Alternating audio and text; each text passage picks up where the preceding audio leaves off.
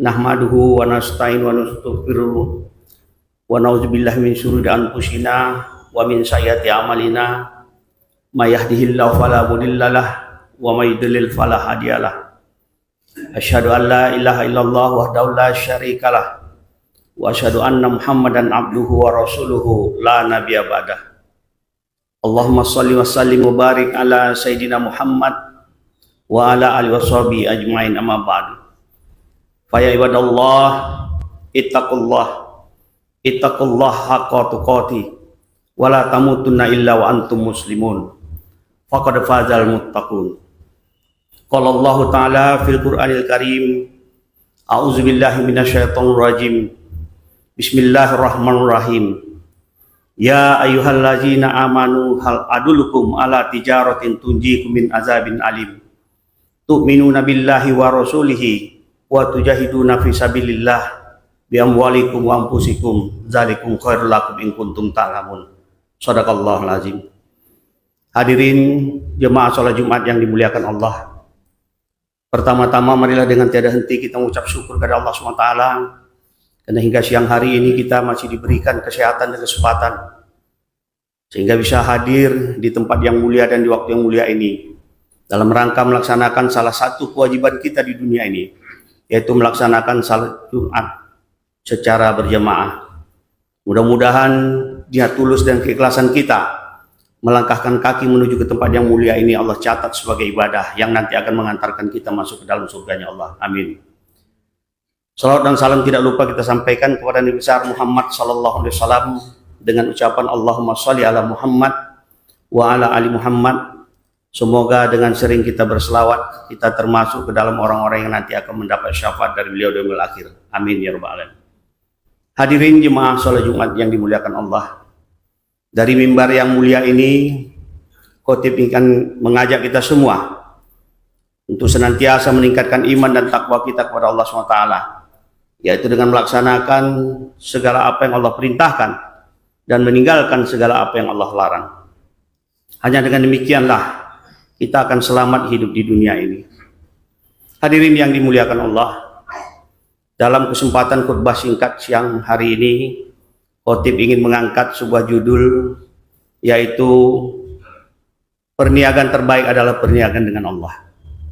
Dan judul ini khotib rasa cukup relevan karena disampaikan di sebagian besar mungkin jemaah yang ada pada siang hari ini merupakan para pedagang, karena memang kedudukan masjid ini tidak jauh dari pasar yang mungkin berprofesi sebagai para pedagang. Sebelum khotib melanjutkan, khotib ingin menyampaikan sebuah kisah, yang kisah ini pernah terjadi di sebuah kota Riyadh. Kisah nyata seorang tua yang ketika sebelum memasuki musim dingin, dia masuk ke sebuah pertokoan karpet terbesar yang ada di kota Riyadh. Tujuan dia masuk adalah dia ingin mendapatkan beberapa helai selimut. Dia masuk ke sebuah pertokoan, semua mata menuju kepada si orang tua tersebut.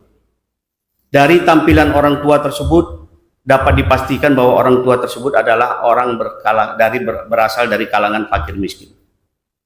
Tetapi dia tidak mempedulikan.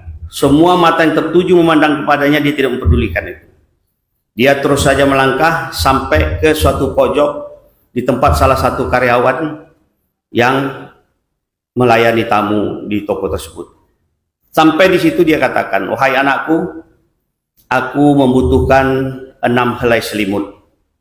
Namun aku hanya memiliki uang sebanyak 100 rial. Bisakah aku mendapatkannya?" Tentu saja si pelayan toko mendengar apa yang disampaikan oleh orang tua tersebut bingung. Karena tidak mungkin, jangankan 6 helai, 1 helai pun tidak mungkin didapatkan dengan harga 100 rial tersebut. Tetapi pemilik toko yang berdiri tidak jauh dari tempat mereka berdialog langsung mengambil alih pembicaraan. "Oh, ada Bapak. Ada, saya memiliki selimut terbaik buatan Turki. Dan harganya cukup murah. Hanya 20 rial. Jadi kalau Bapak menginginkan 5 selimut, saya akan tambah 1 sebagai bonus." Mendengar penjelasan si pemilik toko tadi, cerahlah wajah si bapak tua tadi. Ia pun menyerahkan uang 100 rial tersebut. Singkat cerita, selimut 6 helai pun disiapkan si pemilik toko, kemudian diberikanlah kepada orang tua tersebut. Orang tua tersebut pergi meninggalkan toko. Tidak lama orang tua itu pergi meninggalkan toko, ternyata dialog yang dilakukan si pemilik toko dengan orang tua tadi diperhatikan oleh salah satu pelanggan yang memang secara rutin belanja di toko tersebut. Lalu dia bertanya kepada pemilik toko, "Tidak salah tuh Pak, minggu lalu saya membeli selimut yang sama di toko yang sama. Bapak menghargainya satu helainya 350 rial. Tetapi hari ini Bapak menghargai kepada Bapak tua tadi hanya 20 rial. Sambil tersenyum si bapak pemilik toko, dia katakan, sungguh tidak ada yang salah. Persoalannya adalah, minggu lalu saya sedang berniaga dengan manusia, tetapi hari ini aku sedang berniaga dengan Allah. Masyiral muslimin, jamaah sholat Jumat yang dirahmati Allah. Dia katakan bahwa, demi Allah tidak ada sedikit pun niatku untuk mengambil uang dari bapak tua itu. Aku hanya ingin menjaga marwah orang tua itu. Jangan sampai dia tahu bahwa aku sedang bersedekah kepadanya. Aku tidak menginginkan sebentar lagi musim dingin yang begitu menusuk itu akan dialami oleh bapak tua itu dengan keluarganya. Begitu juga aku tidak menginginkan kelak di kemudian hari panasnya api neraka melanda keluargaku. Hadirin jemaah salat Jumat yang dirahmati Allah. Kalau kita lihat firman Allah ini, yang tadi dikatakan bahwa berniaga dengan Allah, inilah yang saya ingin sampaikan kepada kita semua. Berapa banyak kita hari ini sebenarnya peluang yang Allah berikan untuk berniaga dengan Allah, tetapi manusia itu tidak pernah menangkap dengan baik. Jarang sekali kita mau menangkap apa yang Allah berikan kepada kita. Padahal kita tahu bahwa tidak ada satu kejadian pun di dunia ini yang tanpa skenario Allah. Semua kejadian dunia ini, bahkan satu lembar daun yang jatuh dari pohon pun itu merupakan skenario Allah.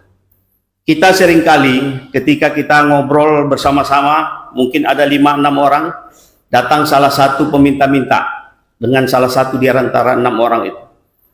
Tetapi apa yang terjadi? Yang sering terjadi adalah kita seakan-akan pura-pura tidak melihat. Padahal tahu nggak kita? Itu Allah sedang memainkan skenario-nya kepada kita. Harusnya sikap yang kita perlihatkan adalah kita cemburu kepada dia. Kenapa Allah menunjuk kepada dia, bukan kepada diriku? Tetapi fakta yang terjadi hari ini, itulah yang sering banyak di tengah-tengah kehidupan kita. Allah memberikan kesempatan untuk berniaga dengan diri, tetapi kita tidak pernah memanfaatkan itu dengan baik. Hadirin jemaah sholat Jumat yang dirahmati Allah. Banyak hal sebenarnya yang bisa kita lihat di tengah kehidupan kita. Saya ingin menyampaikan satu